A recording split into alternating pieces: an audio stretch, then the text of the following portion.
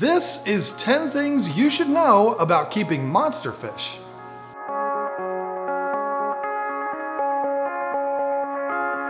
It's only fitting on a video that's titled Top 10 Things You Should Know About Keeping Monster Fish that we actually talk about what a monster fish is. I don't think there's an actual list of requirements for a fish to be called a monster fish. It's pretty self-explanatory. A monster fish is any fish that gets, well, huge. Fish like arowanas, a lot of your catfish, oddballs like gar and arapaima, and a lot of your South and Central American cichlids would be what most fish keepers would call monster fish. There's no rule book or concrete explanation of what fish are monsters and which ones aren't, but for this video, let's say any fish that gets over like 12 inches. You'll know a monster fish when you see one. It's no big mystery.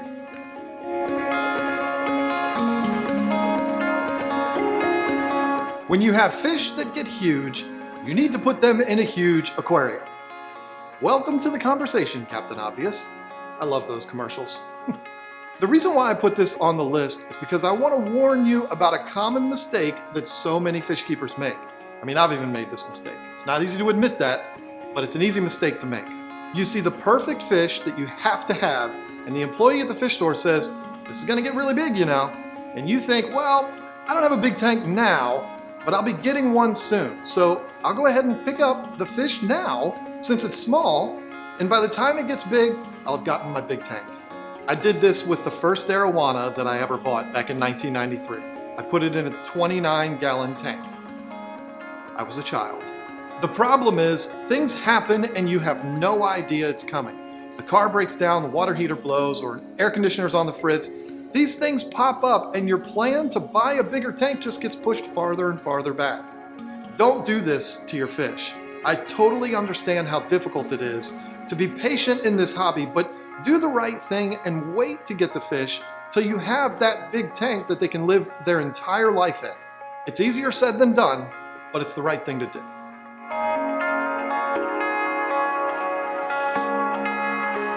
There's one big thing about keeping monster fish that turns a lot of potential monster fish keepers off, and that is, a lot of times you'll see these fish alone in a tank. You have this huge tank with only one fish in it. A lot of people think that's boring, but there's a very specific reason why you see them by themselves, and that is that most of these fish are too aggressive to be put with other fish. If you put multiple together, you could end up with constant fighting. Big fish fighting in an aquarium is never a good thing. Now, these aren't exactly monster fish here, but they're a good example of what I'm talking about. They're always chasing each other around, always nipping at each other's fins, and these fish are good size, medium size, but they're not huge. Imagine if these fish were all 24 inches long, chasing each other around, trying to fight for territory or whatever. You would have a disaster on your hands. There is a bright side here though, and that is that most monster fish are absolutely gorgeous fish all by themselves, so you don't even really need anything else in the tank with them. But again, some people still find that to be boring and they want more fish in there, but I totally get it if that's not for you.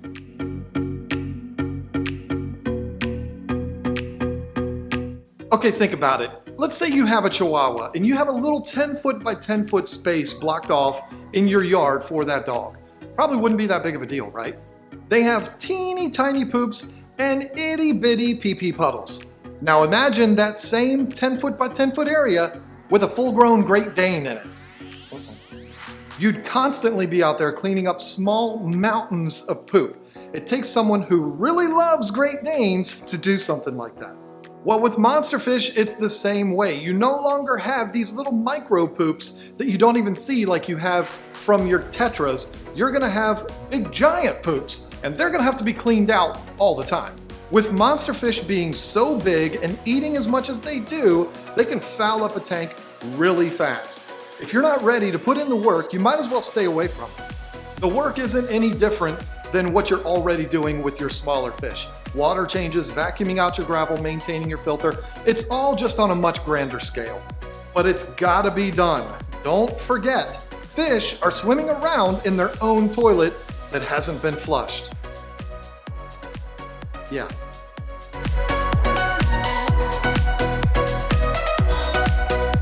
One of the coolest things and one of the best selling points about monster fish is that almost all of these fish grow super fast.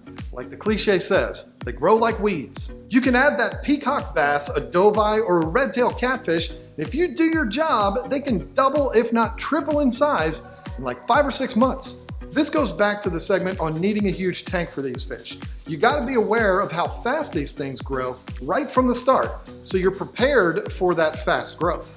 If you were to buy a silver arowana just like I did that's 8 to 10 inches, are you prepared for that fish to be 20 to 24 inches after just a year? I mean, it's something to think about. This isn't a horrible thing though if you're prepared for it. It's a ton of fun to see them grow so fast. It's almost that instant gratification thing. Trust me, I'm gonna be jumping for joy if just 1 year from now, my 2 arowanas that are right there are almost 2 feet long. I don't think they're gonna grow that fast, but it would be nice.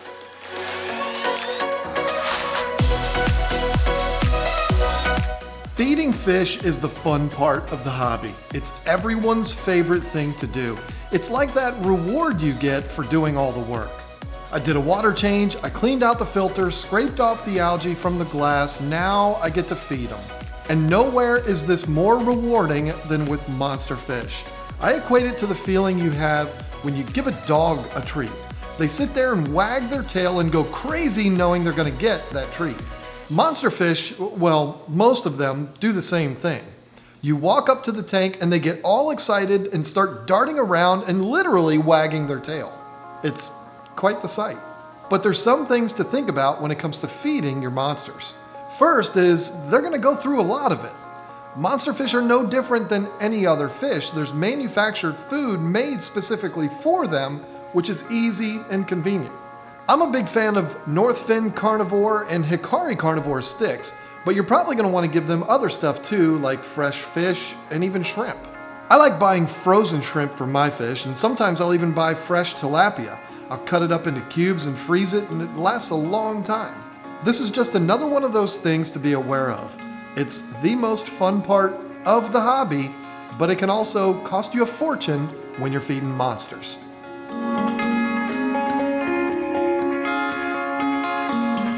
Something you'll find that's really common in a lot of monster fish tanks is very little to no decor at all. If you look at my tank here, I've got one big giant, very decorative piece of driftwood, and that's it. And that's okay, because when these fish get big, it's gonna be spectacular, and you're not even gonna notice the decorations in the tank. But some of you might be turned off by this. There's a really big reason why it's true though, and that's that a lot of monster fish will tear up anything you put in the tank with them. It could be plants, rocks, air stones, internal filters, all different types of things. If it gets in your monster fish's way, the odds are they're just gonna move it out of the way. A lot of new monster fish keepers will spend tons of time getting this amazing George Farmer type aquascape set up, and then throw a doveye in there, and 2 days later, that entire aquascape is trashed. You'll find plants floating, rocks spread out all over, and that fancy piece of driftwood that you so eloquently leaned up against the back wall is now laying all the way over on the other side of the tank. But like I said earlier, almost all of these fish are absolutely gorgeous, so it's fine. Just let the fish be the decorations and don't worry about anything else. And next time you want to do one of those fancy George Farmer type aquascapes, just leave little tetras in there and stuff. Don't put the big dogs in there.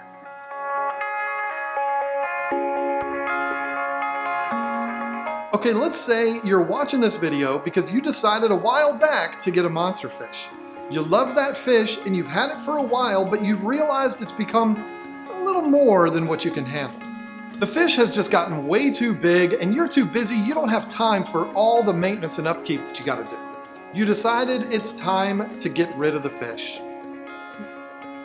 Maybe you wanna let this one go and redo the tank with fish that don't require as much work, or maybe you wanna get out of the hobby altogether. Here's the thing, there's a right way and a wrong way to go about this. The best thing to do would be to go to your local pet store. Not a Petco or a PetSmart, because they're not really equipped to handle large fish. You'll want to go to a mom and pop store. Ask them if they know anyone that might want a fish like that, or maybe they might even take the fish in for you and they can hold it until they sell it, or maybe they'll buy it off of you, give you some store credit, and you can use that to buy all your new little fish. If that doesn't work, think about putting an ad on Craigslist. You'd be surprised how many people out there are looking for these type of fish. They want them big day one. They don't want to wait for them to grow up. And if you're desperate, you can just give them the fish. It just feels good to do the right thing, to give the fish a proper home. Do not, under any circumstances, even think about releasing these fish into a river or a lake. Believe me, nothing good comes from that. Don't even think about it. I'm not going to preach anymore. I'm just saying, do the right thing.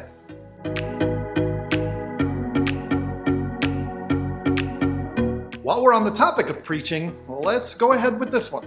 This is one that no matter how many times I say it, there's always going to be people that don't believe me. So I'm going to say it one more time. You don't have to feed your monster fish goldfish, guppies, or rosy reds. Just forget it. It's stupid. I say this for two reasons. One, there might be people out there that avoid monster fish because they don't want to feed them feeder fish because it's gross or it's mean. The other reason I keep saying this is because it's just not necessary and it's way too risky. Why? Well, these are scrawny little fish that don't have much nutritional value at all. Trust me on this one. Also, these poor fish are raised in piss poor conditions with hundreds of thousands of fish. I mean, think about it. Look at the tanks they're in the pet store. Yeah, I know. There's also the fact that chasing fish and hunting feeders can also increase the aggression level with your monster fish. Now, I know that's appealing to some people. I'll never understand those people, but this can be a problem if you actually do want to add other fish to your collection down the road. Listen, feeder fish are gross. They don't help your fish. In fact, they can kill them and they can make them mean. It's just not worth it. Just stay away from feeder fish. It's not as cool as you think.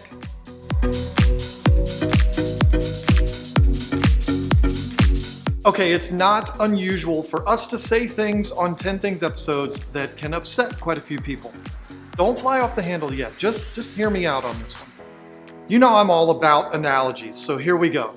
There's an island off the coast of Maryland called Assateague Island. The main draw of this island is the fact that there's wild horses all over the place. It's one of those places that I've always wanted to go to, but I never have, and I don't know why, because it's only a few hours away. Anyway, let's say you took a trip out there and caught one of these horses and brought it home and put it in a small area of your yard that you have fenced off. You took a wild horse that had miles and miles of free roaming space and stuck it in a small yard. It's kind of mean, don't you think? Is that scenario too far-fetched for you? All right, let's try one that's a little bit more practical. You ever heard of a finch? A finch is a small bird that kind of resembles a parakeet. Very, very pretty. Let's say you found a way to catch a beautiful finch and stuck it in a small cage in your basement. This is a tiny bird that literally could go anywhere in the world and you've confined it to a small cage. It's just cruel. Well, I feel the same way about wild-caught monster fish. I'm not talking about the little fish like guppies and tetras. I'm talking about the big ones. You go down to South America and catch a 12-inch wild Oscar and bring it home and put it in your 55-gallon tank. This is a fish that could have traveled for miles around South America that you put into a little box in your living room. Just like the analogies, it's just mean. Now, I know there's not many people out there that are traveling to South America to try to catch a wild Oscar, but there are a lot of stores out there that are selling wild-caught monster fish. It's just not right, in my opinion, to take these giant fish that had the world at their disposal and you're putting them in a little glass box. All I'm asking you to do is think about it. Just think about the impact that you're having on that fish. I know somebody else caught it if you're buying it at a store, but you're putting it in a little box. I don't know. I guess we could pretty much say the same thing about all the fish we keep, but what am I doing? All I'm saying is think about it before you buy one. It's just my opinion. If you do buy them, I'm not saying you're a bad person. I'm just not a big fan of the whole thing. Unless you're breeding these fish and trying to develop them a certain way, there really is no reason to get wild-caught monster fish. Buy tank-raised fish. They've always been in boxes. They don't even know the difference.